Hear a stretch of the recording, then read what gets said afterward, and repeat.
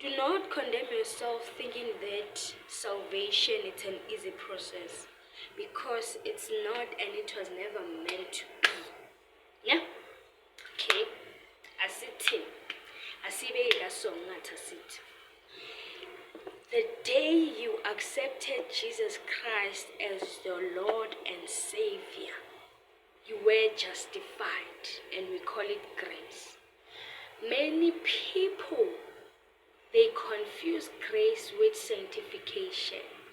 Marake, sanctification comes after justification. Leyo ke a process that is not comfortable, and it happens daily on the life of a believer. What happens there in that process, that's where uNkulunkulu now breaks old habits.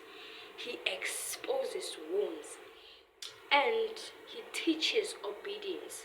It will happen until Jesus Christ comes.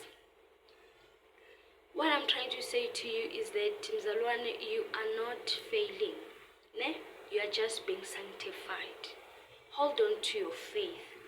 Hold on to the hope of his second coming.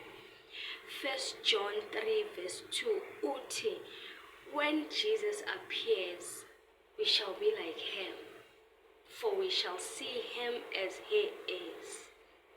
Ow! Praise God.